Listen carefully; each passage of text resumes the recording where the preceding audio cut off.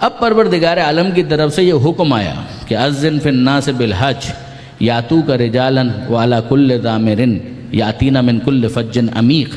اے ابراہیم اعلان کرو، اذن اسی سے آذان نکلا ہے، اعلان کرو، اذن فی الناس بالحج، حج کے لیے لوگوں کو بلاؤ، یاتوک رجالا وعلی کل ضامر، لوگ آئیں گے، پیدل بھی آئیں گے اور دور دراز سے سفر طے کر کے سبک رفتار سواریوں پر سوار ہو کر پہنچیں گے، یاتین من کل فج عمیق، دور دراز سے لوگ آئیں گے۔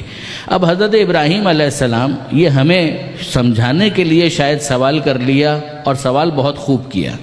حضرت ابراہیم علیہ السلام پوچھتے ہیں کہ اے پروردگار، میں آواز دوں گا تو میری آواز کہاں تک جائے گی؟ میری آواز کہاں تک جائے گی؟ ایک انسانی آواز ہے، اگر مائک بھی آپ لگا دیں، اسپیکر بھی فٹ کر دیں تو ایک رینج ہے، اس کے آگے تو آواز نہیں جا پائے گی۔ اب یہ بھی نہ ہو تو اس کے بعد ظاہر ہے کہ اس ہال کے اندر بھی آواز پہنچانا بہت مشکل ہے۔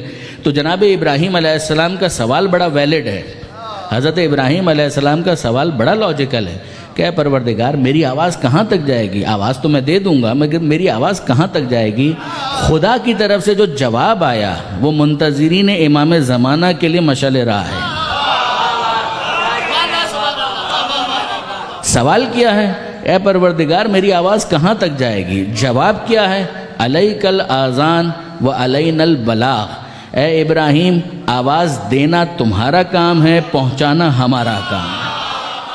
کہ تم اپنی کوشش کرو، یہ چھوڑ دو کہ آواز کہاں تک جائے گی اور کہاں تک نہیں جائے گی۔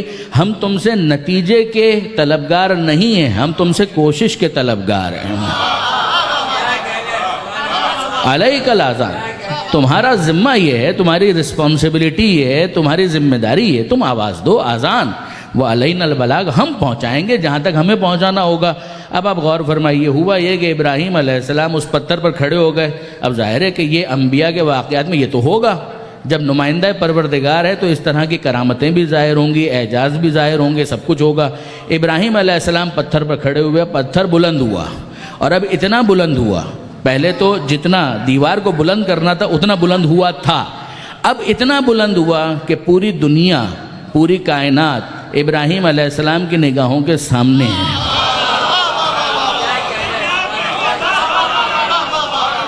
اور ابراہیم علیہ السلام نے جو آواز لگائی، جو صدا لگائی ہے، وہ بھی کتابوں کے اندر درج ہے کہ ہلموا الی الحج، ہلموا الی الحج، ہلموا الی الحج، آؤ حج کی طرف، آؤ حج کی طرف، آؤ حج کی طرف۔ عجیب بات یہ ہے برادران عزیز کہ یہ ابراہیم علیہ السلام نے صدا تو لگا دی کہ آؤ حج کی طرف، کس نے سنا؟ کس نے سنا اور کس نے سنا؟ دیکھیے برادران عزیز، کیس یہ ہے، روایتوں کے اندر اس کی تشریح آئی کہ جب ابراہیم کہہ رہے تھے کہ سنو اور آؤ حج کی طرف، آؤ حج کی طرف، جتنے افراد اس وقت موجود تھے زمین پر سب نے سنا۔ صرف اتنا؟ جی نہیں، معاملہ اس سے آگے گیا۔ جو ماؤں کے رحم میں تھے اللہ نے یہ آواز ان تک بھی پہنچائی۔ صرف اتنا؟ یہ بھی نہیں، معاملہ اس سے بھی آگے گیا، یعنی جتنے زمین پر موجود تھے ان سب نے سنا، جو ماؤں کے رحم میں تھے انہوں نے اس صدا کو سنا، جو اصلاب پدر میں تھے انہوں نے بھی اس آواز کو سنا۔ قیامت تک جتنے افراد آنے والے تھے ان سب نے اس آواز کو سنا۔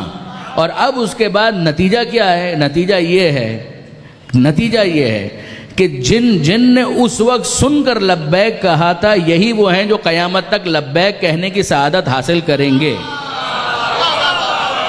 یعنی علم پروردگار میں تھا کہ کون کون اپنے اختیار سے قیامت تک لبیک اللہم لبیک کہنے والا ہے۔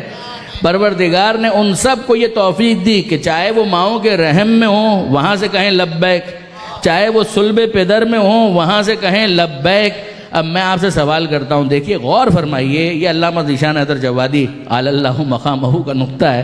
وہ فرمایا کرتے تھے، انہوں نے لکھا ایک جگہ پر کہ سننے والے بھی عجیب ہیں کہ سننے پر آئیں تو ماؤں کے رحم میں نبی کی صدا سن لیتے ہیں۔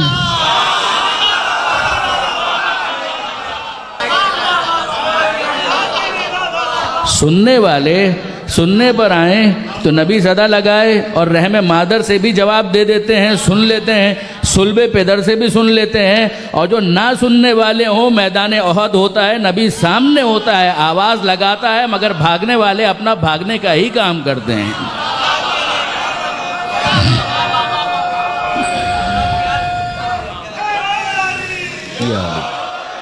تو اب آپ نے غور فرمایا برادران عزیز کہ یہ کیس ہے، حضرت ابراہیم علیہ السلام صدا لگا رہے ہیں اور قیامت تک آنے والے افراد اس صدا کو رسپونڈ کر رہے ہیں، جواب دے رہے ہیں۔ کیا جواب دے رہے ہیں؟ یہ بھی تو غور طلب ہے۔ جواب ہے لبیک اللہم لبیک، حاضر ہوں اے اللہ، حاضر ہوں۔ صدا تو ابراہیم نے لگائی ہے، جواب تو یہ ہونا چاہیے کہ لبیک یا ابراہیم لبیک، مگر آپ غور فرمائیے جتنے جواب دینے والے ہیں وہ جواب کیا دے رہے ہیں؟ یہ جملہ خود بتا رہا ہے کہ کسی نے پکارا ہے تو وہ جواب دے رہے ہیں۔ جس طرح سے کلاس کے اندر اٹینڈنس ہوتی ہے تو نام کال کیا جائے تو سامنے سے کوئی کہے کہ یس آئی ایم پریزنٹ، یہ یس کہنے کا مطلب یہ ہے کہ کسی نے کال کیا ہے، کسی نے صدا لگائی ہے۔ اب یہاں اس صدا لگانے والے ہیں ابراہیم علیہ السلام، اور جواب دینے والے کس کو جواب دے رہے ہیں؟ لبیک اللہم لبیک، حاضر ہوں اے اللہ میں حاضر ہوں۔ ارے صدا ابراہیم نے لگائی ہے، جواب میں یہ کہو کہ لبیک یا ابراہیم لبیک تو سب یہی کہیں گے کہ ابراہیم نے اپنی پرسنل کیپیسٹی میں صدا نہیں لگائی ہے، ابراہیم خلیل خدا ہیں، ابراہیم نے اپنی ذاتی حیثیت میں کوئی صدا نہیں لگائی ہے، ابراہیم نمائندگی کر رہے ہیں پروردگار کی۔ تو اس کا مطلب یہی ہے کہ جب خدا کی طرف سے پکارا جاتا ہے تو پکار بھی خدا کی مانی جاتی ہے۔ جب خدا کی طرف سے پکارا جائے تو پکار خدا کی مانی جاتی ہے، تو خدا کی طرف سے کوئی مدد کر دے تو مدد خدا کی کیوں نہیں مانی جائے گی؟